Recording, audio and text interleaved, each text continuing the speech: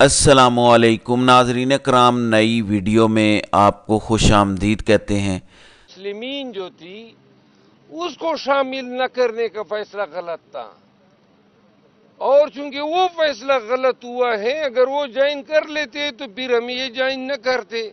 मैंने ये बात की थी। अच्छा, आपके हर बयान को मीडिया कंफ्यूजन के साथ पेश करता है? कहीं आपका कोई कम्युनिकेशन प्रॉब्लम है या फिर कोई और प्रॉब्लम? कम्युनिकेशन तो माशाल्लाह लोग मुझे ज़बान दराज भी कहते हैं। आप कहते हैं कम्युनिकेशन का मसला नहीं है।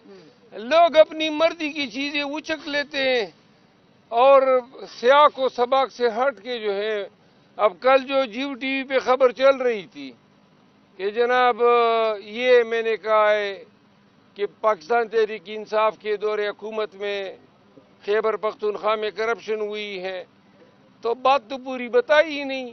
मैंने तो ये कहा था कि जिन्होंने करप्शन की थी वो तो गंगा में स्नान कर गए, धुल गए, और वो जनाब उनको किसी ने छेड़ा भी नहीं, चाहे परवेज खट्टक हो, महमूद खान हो, या और बहुत सारे वज़रा जो उनके साथ चले गए। ऐसी जरूरत क्या पड़ी?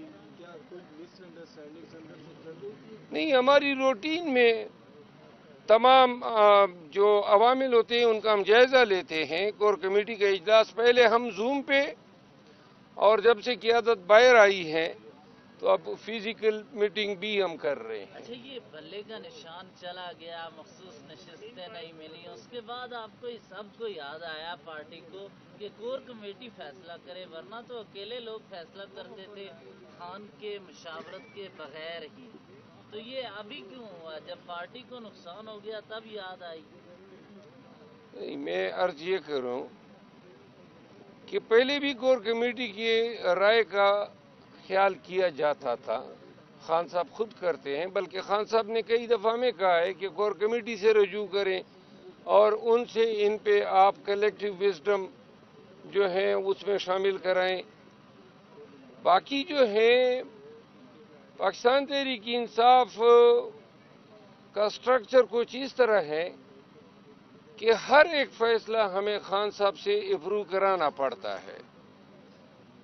अब इसको आप अच्छा समझते हैं बुरा, लेकिन फैसला खान साहब के पास तब जाता है जब उस पर अपनी पार्टी की इनपुट उसमें शामिल होती है। तजावीज़ हम उनके सामने रख देते हैं, एग्री करना डिसएग्री करना उनका काम है। Thank you ji, thank you. चलो भाई,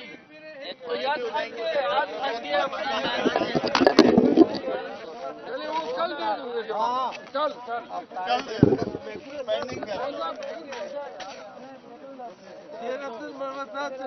बता दो।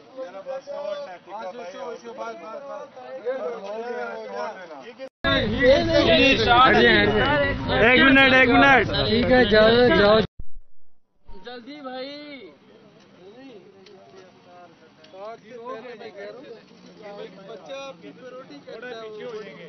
अच्छा, बिस्मिल्लाहिर्रहमानिर्रहीम। पाकिस्तान तहरीक इंसाफ की कोर कमेटी का इजलास अभी अख्ताम पजीर हुआ है, और जो दो तीन मेजर फैसले हैं, इसमें जो बुनियादी फैसला है, कोर कमेटी ने खान साहब के इस आज़म का इरादा किया है कि अपोजिशन के तौर पे हम मरकज़ में और मुल्क भर में भरपूर एहतजाजी तहरीक चलाएंगे। इस ज़िम्मन में पहला जलसा जो है वो इस्लामाबाद में होगा 30 मार्च को। खान साहब ने 23 तारीख रखी थी, लेकिन इंशाल्लाह कल उनकी इजाज़त से हम इसको 30 मार्च कर रहे हैं। और ये फैसला हुआ है कि मुल्क भर से पाकिस्तान तहरीक इंसाफ के काफिले जो हैं इस जलसे में शिरकत करेंगे। दूसरा फैसला जो है, कोर कमेटी में तमाम जो मामलात मीडिया पे आप लोग चलाते रहे हैं और जो बयानात से कन्फ्यूजन पैदा हुई थी, वो सारे मामलात डिस्कस हुए और तमाम गलतफहमियाँ जो हैं पता चला बाद बीसीआर गुफ्तगू के कोई गलतफहमी थी ही नहीं। और اس کے علاوہ آمنے سامنے بیٹھے رہے. بڑے خوشگوار ماحول میں اجلاس ہوا اور یہ فیصلہ ہوا ہے کہ آئندہ کے لیے جو اہم فیصلے ہوں گے وہ کور کمیٹی کے نوٹس میں لائے جائیں گے اور کور کمیٹی کے وساطت سے بھی کیے جائیں گے.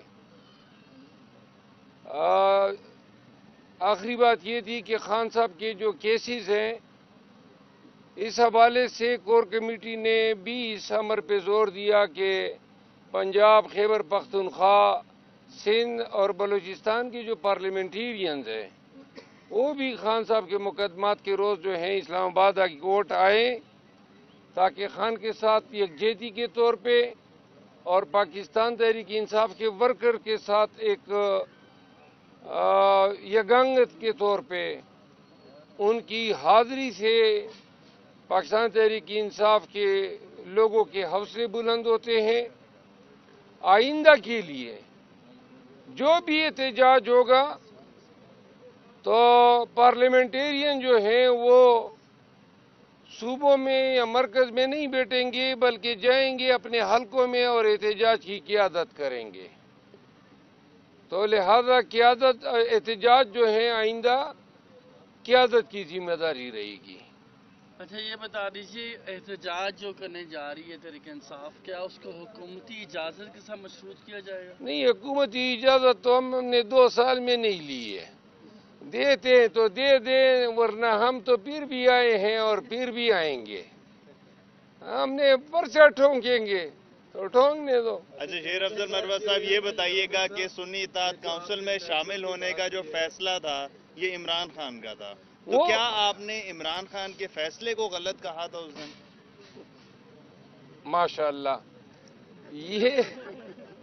یہ فیصلہ خان صاحب کا تھا. میں نے یہ کہا تھا کہ جو وحدت المسلمین جو تھی اس کو شامل نہ کرنے کا فیصلہ غلط تھا اور چونکہ وہ فیصلہ غلط ہوا ہے اگر وہ جوائن کر لیتے تو پھر ہم یہ جوائن نہ کرتے.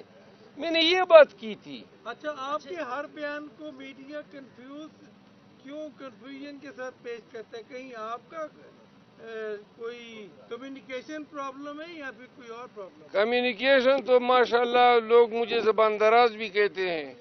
آپ کہتے ہیں کمیونیکیشن کا مسئلہ نہیں ہے. لوگ اپنی مرضی کی چیزیں اچک لیتے ہیں اور سیاق و سباق سے ہٹ کے جو ہے.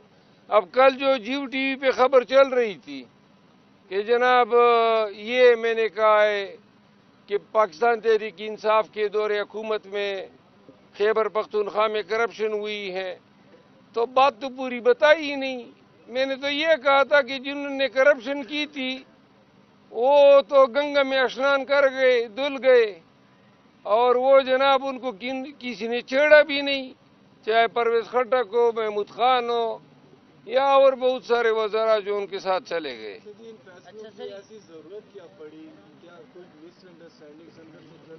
نہیں، ہماری روٹین میں تمام جو عوامل ہوتے ہیں ان کا ہم جائزہ لیتے ہیں. کور کمیٹی کا اجلاس پہلے ہم زوم پہ اور جب سے قیادت باہر آئی ہے تو اب فزیکل میٹنگ بھی ہم کر رہے ہیں. اچھا یہ بلے کا نشان چلا گیا، مخصوص نشستیں نہیں ملی، اس کے بعد آپ کو سب کو یاد آیا پارٹی کو کہ کور کمیٹی فیصلہ کرے ورنہ تو اکیلے لوگ فیصلہ کرتے تھے خان کے مشاورت کے بغیر ہی. تو یہ ابھی کیوں ہوا جب پارٹی کو نقصان ہو گیا تب یاد آئی؟ میں عرض یہ کروں کہ پہلے بھی کور کمیٹی کی رائے کا خیال کیا جاتا تھا. خان صاحب خود کرتے ہیں، بلکہ خان صاحب نے کئی دفعہ میں کہا ہے کہ کور کمیٹی سے رجوع کریں اور ان سے ان پہ آپ کلیکٹیو وزڈم جو ہے اس میں شامل کرائیں. باقی جو ہے پاکستان تحریک انصاف کا سٹرکچر کچھ اس طرح ہے کہ ہر ایک فیصلہ ہمیں خان صاحب سے اپروو کرانا پڑتا ہے. اب اس کو آپ اچھا سمجھتے ہیں برا، لیکن فیصلہ خان صاحب کے پاس تب جاتا ہے جب اس پہ اپنی پارٹی کی انپٹ اس میں شامل ہوتی ہے. तजावीज़ हम उनके सामने रख देते हैं, एग्री करना डिसएग्री करना उनका काम है। Sir thank you ji thank you. चलो भाई तो यार चलिए वो कल दे दूंगे जवाब। कल पेंडिंग कर शेर अब्दुल मोहम्मद साहब चले मुझे बता दो। बस